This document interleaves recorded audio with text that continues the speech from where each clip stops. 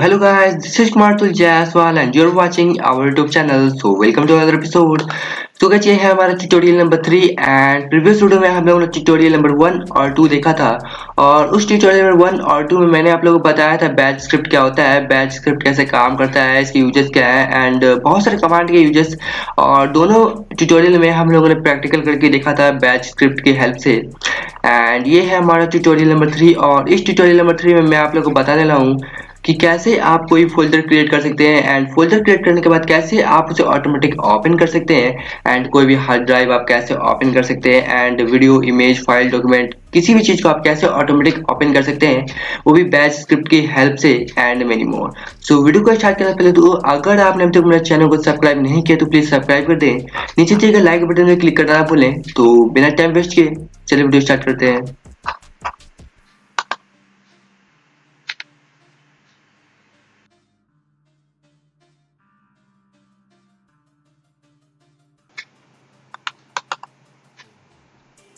तो गाइस इस आर्टिकल में मैंने बैच स्क्रिप्ट कमांड एंड इसके क्या क्या यूजेस है मैंने इस आर्टिकल में लिख रखा है एंड इस आर्टिकल का लिंक आप लोगों को वीडियो के डिस्क्रिप्शन में मिल जाएगा। तो आप आई होप बहुत इजी तरीके से आप समझ सकते हैं हर एक कमांड का क्या क्या यूजेस है एंड हर एक कमांड की सिंटेक्स के साथ प्लस एग्जांपल ही मैंने लिखा है ताकि आपको कोई भी प्रॉब्लम ना हो किसी भी कमांड को समझने में। तो आई होप आप बहुत इजी तरीके से समझ सकते हैं हर एक कमांड के क्या क्या यूजेस है एंड एग्जांपल आप देखकर समझ सकते हैं कि हर एक कमांड का क्या क्या यूजेस है। सो जी सबसे पहले मैं अगर मैं चाहता हूँ कि मैं अपने डेस्कटॉप पे एक नया फोल्डर क्रिएट करना है तो इसके लिए क्या करना होगा।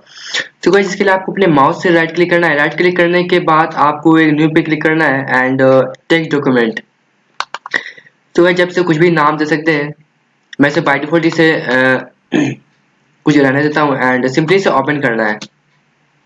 ओपन करने के बाद गाइज आपको यहाँ पर कुछ स्क्रिप्ट लिखनी पड़ेगी, for example @echo of and md।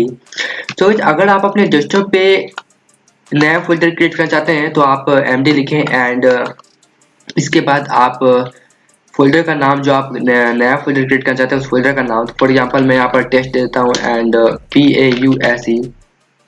pause।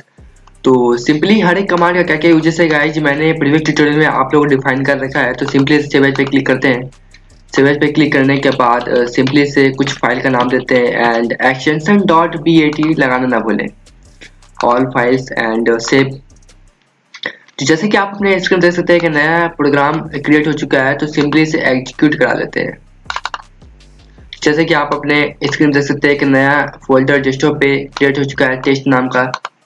और ये जो कमांड बॉक्स है ये ऑटोमेटिक बंद नहीं हुआ है, ये बोल रहा है प्रेस एनी की टू कंटिन्यू। अगर मैं कोई भी बटन क्लिक करूंगा तो ये तब जाकर बंद होगा, बट मैं ऐसा नहीं चाहता हूँ। मैं चाहता हूँ कि जो कमांड बॉक्स था ये कमांड बॉक्स ऑटोमेटिक बंद हो जाए। तो इसके लिए आपको क्या करना पड़ेगा, ये जो पाउस लिखा हुआ है इस पाउस को हटा देना है यहाँ से। इस पाउस को हटाने के बाद सिंपली सेव करते हैं और चलिए मैं आप लोग दिखाता हूँ प्रोग्राम को एग्जीक्यूट कराकर फिर से। तो जैसे कि आप अपने स्क्रीन में देख सकते हैं कमांड बॉक्स जो था वो ऑटोमेटिक बंद हो गया है एंड हमारा एक नया फोल्डर टेस्ट नाम का हमारे डेस्कटॉप पे क्रिएट हो चुका है। तो इस तरीके से आप अपने डेस्कटॉप पे एक नया फोल्डर क्रिएट कर सकते हैं। तो चलिए मैं आपको दिखाता हूँ कि अगर आप किसी ड्राइव के अंदर F ड्राइव, C ड्राइव या G ड्राइव, अगर किसी भी ड्राइव के अंदर एक नया फोल्डर क्रिएट कर जाते हैं किसी भी ड्राइव के अंदर, तो इसके लिए आपको क्या करना पड़ेगा। तो अगर मैं चाहता हूँ कि मैं F ड्राइव के अंदर एक नया फोल्डर क्रिएट करना चाहता हूँ तो इसके लिए गाइज सिंपली से दोबारा इसे टेक्स्ट डॉक्यूमेंट पे क्लिक करना है एंड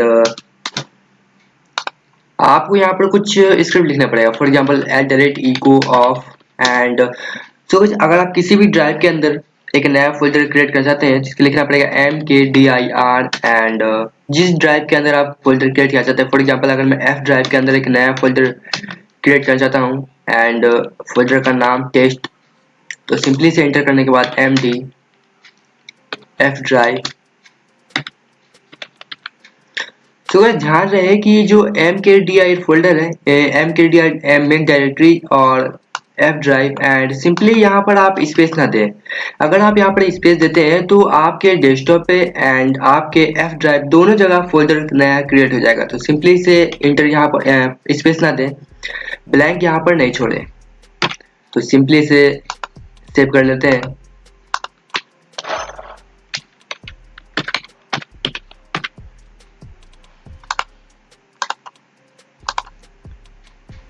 जैसे कि आप अपने स्क्रीन देख सकते हैं, एक नया प्रोग्राम क्रिएट हो चुका है अतुल नाम का।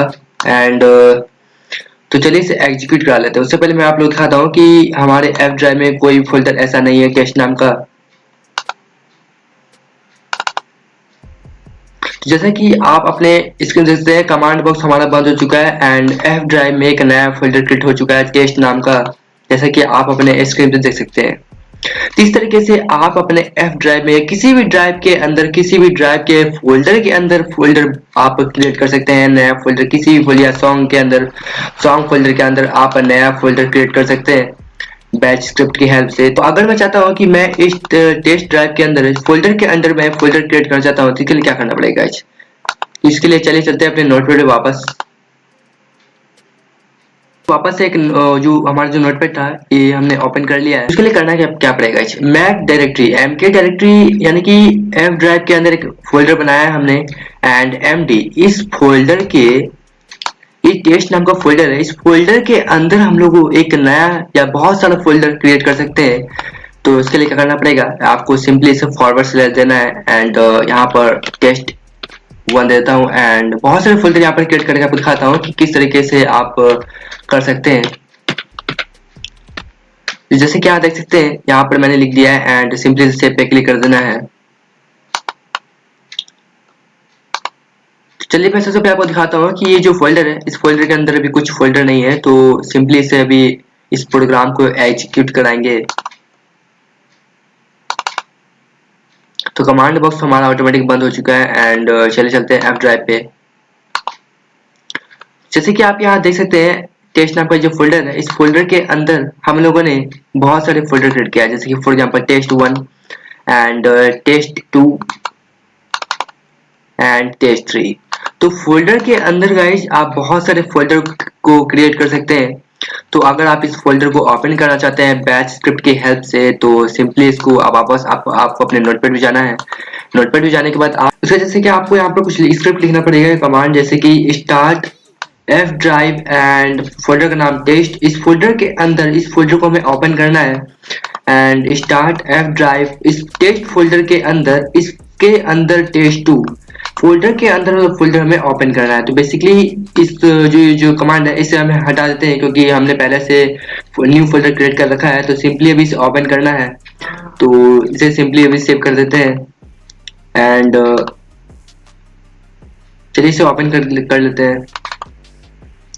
जैसे कि आप यहाँ देख सकते हैं टेस्ट थ्री एंड हमारा टेस्ट टू जो फोल्डर था वो भी ओपन हो चुका है। तो हमने इसी के लिए यहाँ पर कुछ कमांड लिखा था, start F drive and test two and test. तो इस फोल्डर को हमने यहाँ पर, आप चाहो तो सिंगल फोल्डर को भी आप यहाँ से ओपन कर सकते हैं। तो बेसिकली मैंने दो तीन फोल्डर को यहाँ पर ओपन कर दिखा दिया है कि आप किस तरह से बैच स्क्रिप्ट की हेल्प से आप फोल्डर को ओपन कर सकते हैं। बस आज के लिए इतना ही। मैं अपने नेक्स्ट ट्यूटोरियल में आप लोगों को और भी कमांड के यूजेस मैं आप लोगों को बताते जाऊंगा with practical. And guys subscribe करना ना भूले। तो बस आज के लिए इतना ही। Thank you so much and good bye.